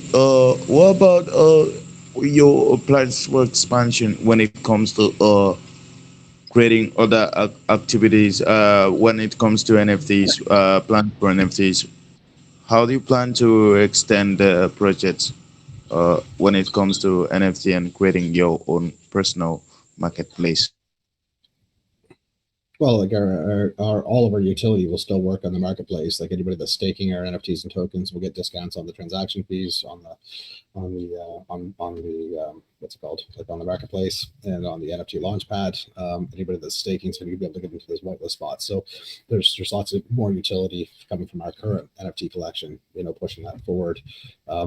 but there wouldn't be a whole lot more. Like we've actually currently developed a whole NFT voting website as well, which isn't live yet. It's already designed and coded. I'm not going to really talk about that today until I get launched, but it's like the clone sniper of of NFTs, so that's ready to go too. So yeah, like there's lots of stuff. Like any crazy idea, we're going to keep up with the trends. Like we have a massive dev team, so literally anything we want to build, we can start building it. Thanks so much. Appreciate you guys. And so, appreciate you so much, and for the opportunity. Thanks so much. Of course. Yeah, my pleasure, man. Thank you for the questions. Emania Miguel, you've had your hand up for a while, man. I got you. Hey, thank you so much for the opportunity. Can you hear me? Yes, sir. All right. Hey, Pat, how's it going? Good, man. How are you? Yeah, we're good. We're good. So while I went through the website, I could notice that your project is going to be helping most projects with marketing strategies, and that's very fine because I happen to be a UX and a UI designer, and I had this competition with I don't know if you know of Andela or Africa Hacks.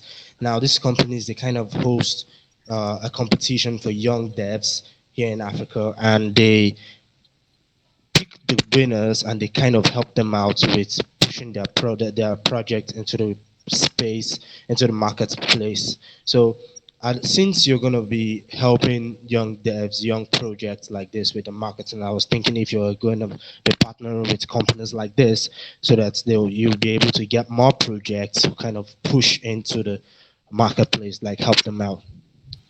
Yeah, like I'm open to anything like that. Like I love people that are getting into the space, to be honest with you. So yeah, I'm open to that. We actually we spoke before in another AMA about that. So yeah, 100% all for it.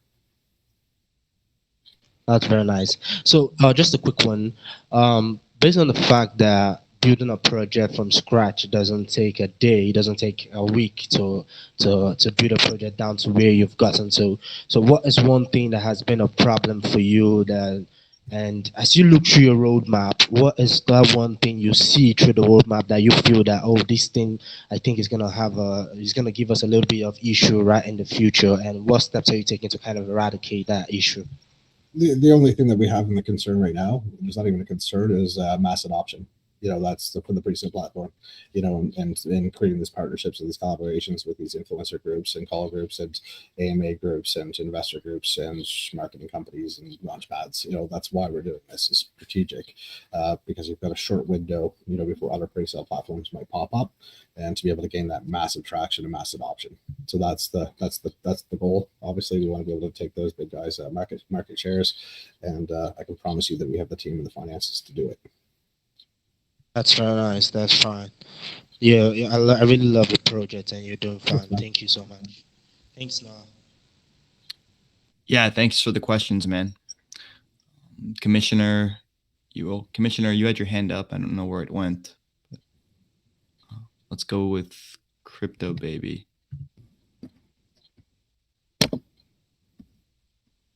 Hello, guys. Can you hear me? Yes. Yeah. Okay, yeah. So my question is, what happens to the token once they are inside the locker? Does anyone have access to them? In other words, can they be manipulated? How can you ensure the safety of your utilities to the projects who use them and also to the investor who have their token within the locker done? For one, it's all done in smart contracts and double audited. So I guess I would answer that. Smart contracts are pretty secure, in the mathematical equations and how things are done kind of from a locking standpoint. So yeah, they've been double audited. So, and we're also going to be reaching out to start taking some of the other bigger ones as well.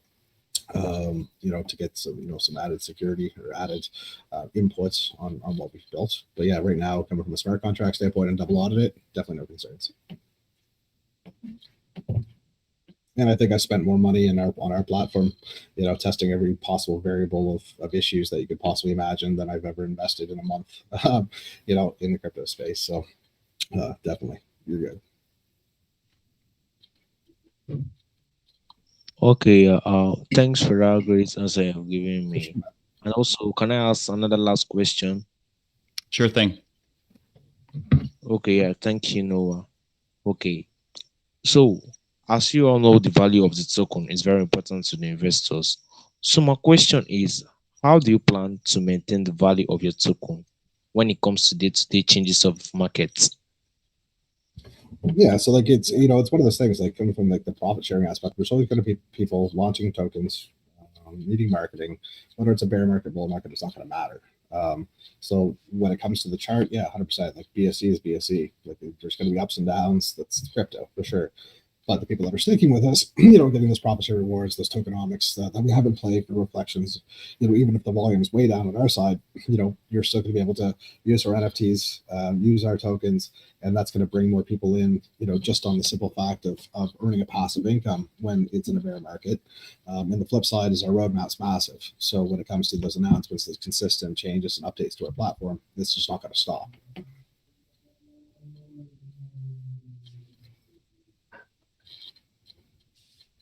Okay, yes, I really appreciate you for your great answer, and Thanks, man. also thanks Noah for this great opportunity.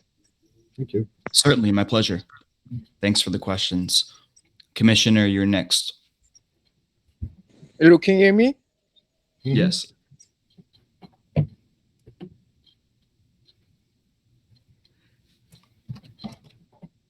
Hello?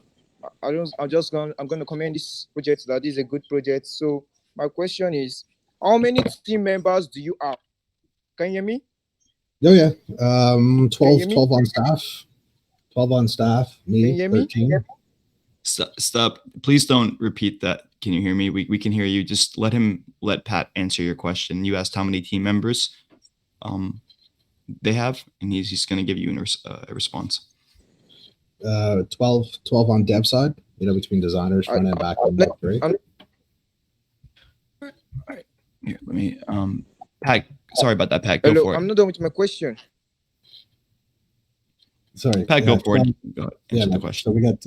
So we got 12 12 on staff. Like I said, between contractor and employees, we've got 6 people on the sales team and dozen people when it comes to the different partners and the owners of those groups and whatnot. So it's a big team for sure. But like I'd say 12, 13 on the core plus half a dozen different on the advisor side, the advisor level, and then plus all the partners. Understood. Commissioner, I think you had a second part to your question. We can hear you. Just go ahead and ask it. I said, how many team members do you have? Do they have experience in the blockchain field? Do they have any experience on working in crypto and non-crypto projects? Oh yeah, they would. Our team would have to know that to build out the platform we just did. But yes, 100%. We've got there's what three Web3 guys, 4 now actually. Shit, Web3 guys on the payroll. Great. Thank you, Pat, and thank you, Commissioner, for the question. Mr. C, you're next. Hello. Thank you, Noah, for the opportunity. Well, my question is kind of on the market strategies aspect. This prayer is nice. What? I don't know what that was. Can you repeat that, please? Again, people new to crypto, like people that haven't heard of cryptocurrency, into this project because this is very nice. Anyway, I'm not. The question. We don't quite get the question. My question was: are your plans on bringing in people new to crypto or people that haven't heard of introduce your? Yeah. Got so on the 27th of this month, I can't really say much right now, but you'll be able to use a certain app to be able to buy Apollo with a credit card. So coming from the ease of use to purchase Apollo, that's pretty cool. So yeah, like everything's gonna be decentralized. If we could figure out a way to get new people into space, absolutely. It's just there is that education side of things that people, when you start explaining to my parents like how to use Pancake Swap and Trust Wallet, like blows your mind. That's but yeah, like in the future for sure. Like we've got a pretty strict roadmap of what we're going to be doing at this point. But if there's any of those partners that come on board, just like we did with that particular app, then yeah, for sure.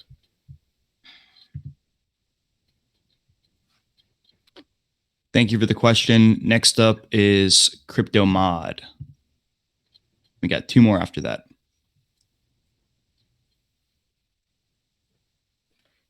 Crypto Mod, you there? Okay, next up is Shy.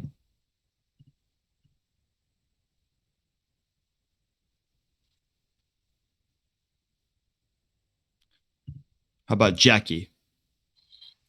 Jackie, you have a question? Sir, can I ask my question? Yes, go for it. Okay. Do you have any plan for business tokens in the future reduce the supply of the token and increase investment attractiveness? Thanks. Yeah, so like when it comes to like deflationary side, like burning wines, 100%. Like once the profit starts coming in on the other side, like looking at forecasts and what the resale platform is going to bring in for revenue, then yeah, 100%. We'll do buybacks when we need to, to make it deflationary for sure. There's no set module or it's something in the smart contract that burns anything. But we'll be very strategic, moving forward. When a burn has to happen, if a burn needs to happen, and we're just going to do it. Like it won't be something that the community that we say. It's just we're just going to make that happen. To turn the chart or make it deflationary on our side.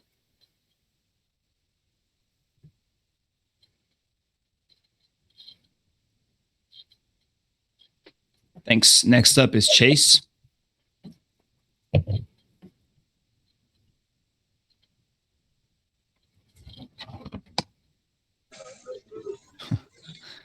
Chase, Mr. Okay, guys. Actually, I really like your point. My question is about our project. So, my question is, what are your means for generating funds for liquidity? Could you incorporate buybacks and could you have some percentage left? You got a question, buddy? Yeah, we automatically put 3% of liquidity on every transaction now. Great. Thank you, Chase. Crypto Mod, now is the time to ask your question, and then we're going to wrap things up.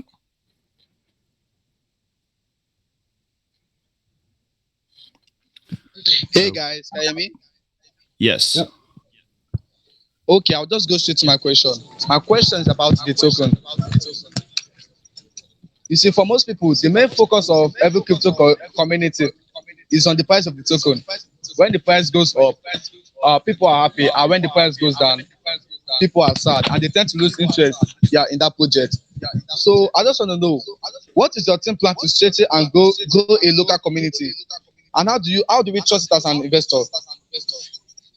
When it comes to the utility aspect, like a utility project is a whole lot different beast than a meme token or something that has utility coming in 6 months, like straight up. So, people, even if our token dipped a little bit, that's crypto. And a lot of our investors know and understand, typically a meme investor is a little bit different than a utility investor sometimes. Everybody wants their gains, everybody wants to X for sure, been through it 100%. But, for people that have our token that could do a bunch of other shit, on our ecosystem, whether that chart goes up or down, it doesn't matter. So having that extra utility aspect for our token holders is what's going to stop people from from selling.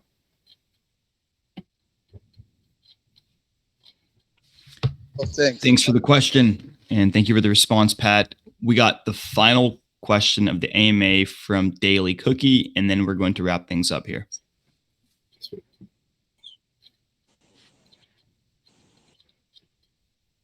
Hello, can you hear me? Yep.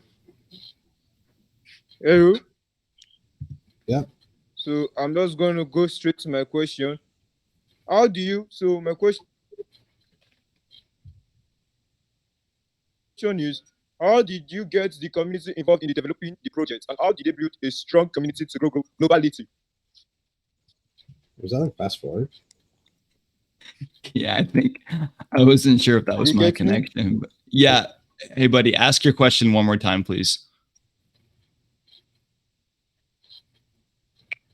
I said, how did you get the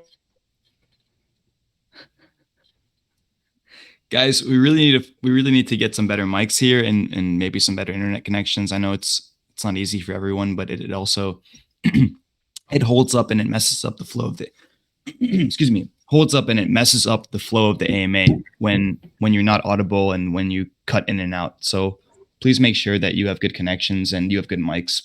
It really is not good for the quality of the AMA overall. But Pat, I'm really happy you're able to join us today. I'm really glad that Whale Coin Talk is partners with Apollo Ventures. I think that the crypto space desperately needs more professional ecosystems that are providing a wide array of services, whether it's pre-sale launchpads, NFT launchpads, marketing services, ad services. I mean, you guys are doing it all, and you're doing it very meticulously, and you're doing it from coming from a place of a lot of experience. So again, really honored to have you on today. And before you leave, for our audience members that are just joining in, Pat, how about you give us a quick summary of who you are, the suite that you're building?